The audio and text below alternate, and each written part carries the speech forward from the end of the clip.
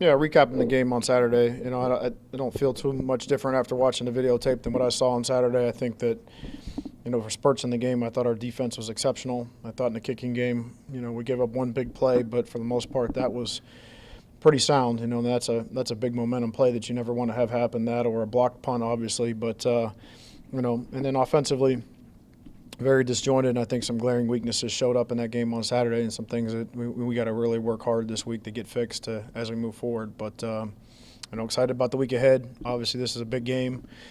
Starts off conference play. A very tough, formidable opponent that is going to stress you out in all three phases of the game because they're good in all areas. So we'll have to be at our best, have a great week of practice to get ready to go down and play at a tough place. Toledo historically has not played very well down there, and this is going to be a big challenge for us. So that said, take your questions. How concerned are you with the inability to run the football right now? What is the biggest reason for that, you think? Well, I think there's a lot of things that go into that, a lot of variables. But that sets the table for everything that you want to do. You can't be a good play action team if you can't run it. And then, and I don't think anybody, including us, is good enough to sit there and drop back pass every play and expect to win the football game. That's not a successful formula in college football. So, we got a really good back. We got to get him touches. We got to get him the football, and we got to do a good job of, being better up front, and the communication's got to be better, and we got to do a good job putting a plan together that will allow that to happen as well. How surprising is that you haven't been able? Because I think going into the year, we all anticipated the offensive line being a strength. How surprising is all this? Well, not having Nick Rossi out there the last 2 weeks has been part of this issue. And that's not there's a lot, like I said, a lot of variables that go into this. And yeah, it's surprising to a certain extent, but the work still lies ahead. We've kind of had an up and down go at it here offensively. You played a team in week one where we were out big with a big lead, and take some of your guys out. You lost 2 possessions early in that game because of the block punts. You go to Notre Dame and play a team that, all 11 guys that you're playing against are as good, if not better than you, and that makes it hard to run it there. And, Colorado State, all 4 defensive linemen are seniors or grad transfer players. So that's a veteran group, and, 2 big 6'5", 275-pound defensive ends that really challenged those tackles and put a lot of heat on them in the game on Saturday. So, but that's college football. I mean, there's week in and week out. You could play against a good player, and, that's better than the guy that you played against at Notre Dame, and nobody would ever think that. So you got to be ready to go each and every week. We got to handle the communication piece of it and do a better job of the operation of things. That's what's really discouraging to me, and get that piece of it cleaned up, to even have a chance to run it. Different situation, but a couple of years ago, you guys were feeling really good and have a performance that really disappointed you, and then go to Ball State.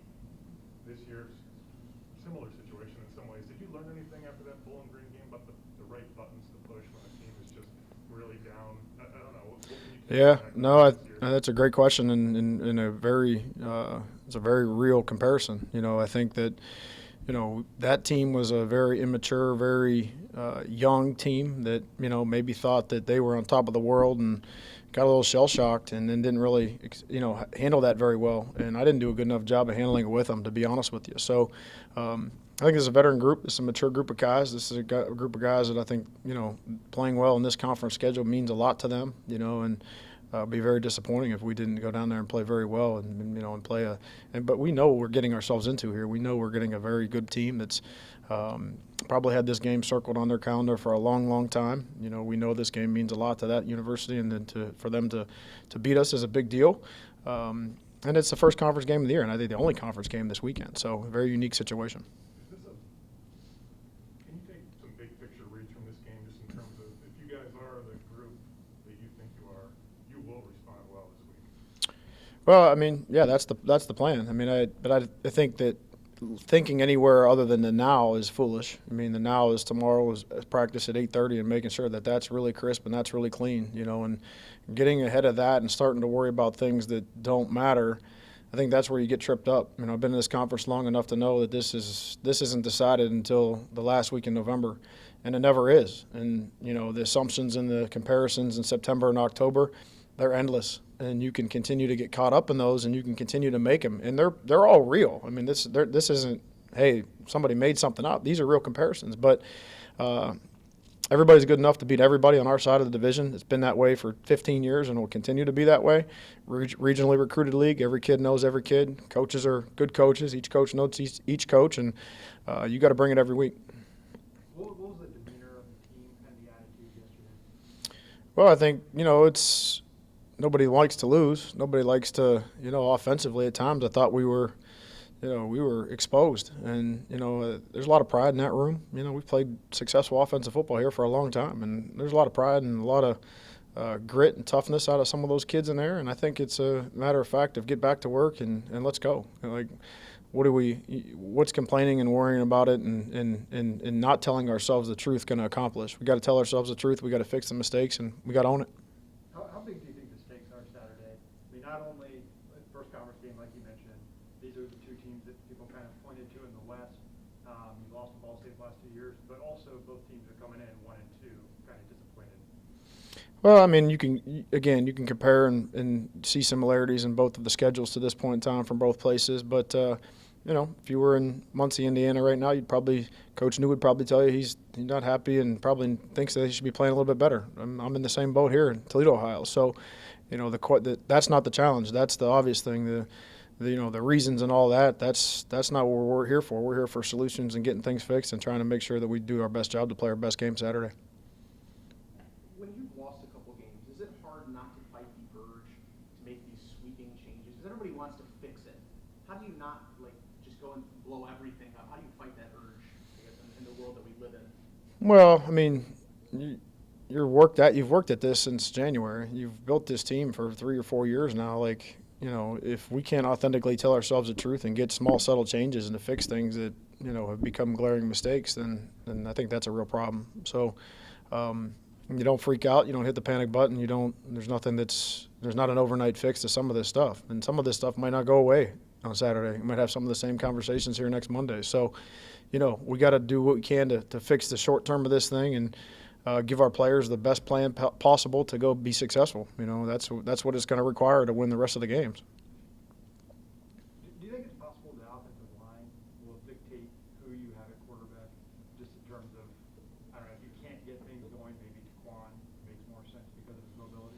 Well, regardless of however it plays itself out, the recipe for success isn't drop back passing 50 times per game. I know that, and I know that that's not the case anywhere in the country, in any level of football. So, that will not be the plan. That will not be the recipe. You got to find a way to run it effectively. You got to be able to stay ahead of the sticks. I think right now after 3 games, our third down, we're averaging 3rd and 9.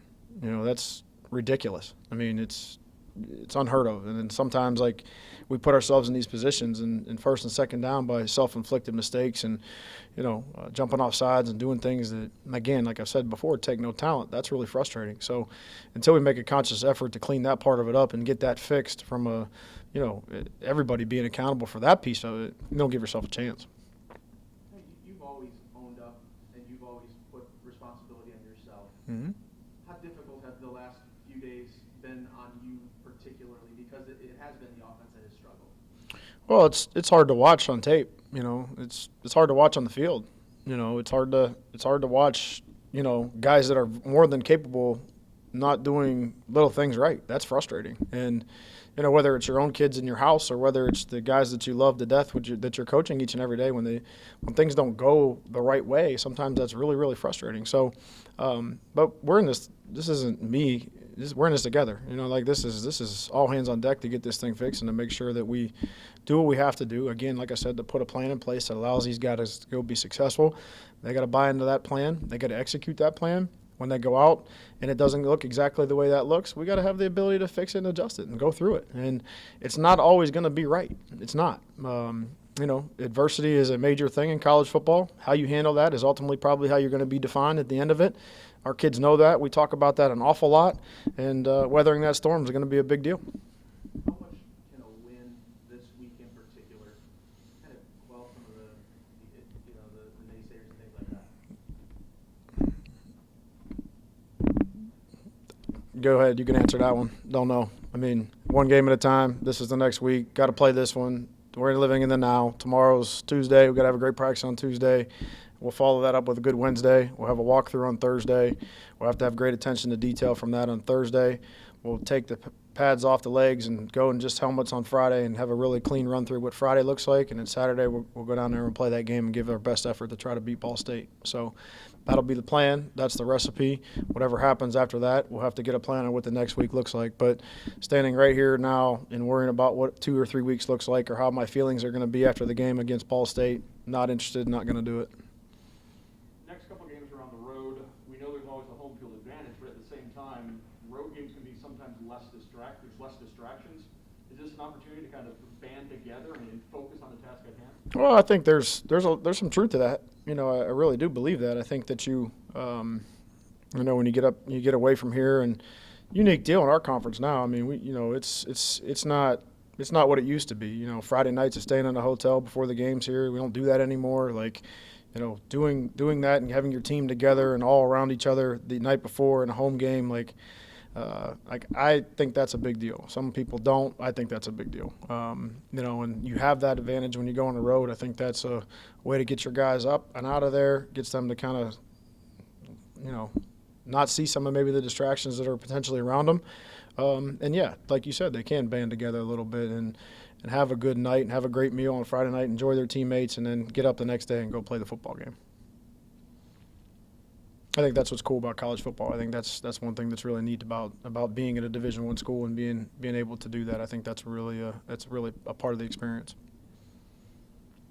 Didn't ask you about this the other night, but the second half it looked like you guys had a couple guys going at it on the sidelines that kind of had to be broken up. Is that just a frustration thing? Did you have to address that? Well, I mean, I think there's some. Of course, you have to address it. I mean, there's some young players that don't understand what some of the work and effort and time and energy some of the older players have put in here, and sometimes that's got to be reminded and refreshed in their mind. And to their defense, some guys don't know any better yet. It's their second week or third week in college and going through this. There's 123 guys dressed on the home game, which is a lot to have on the sidelines.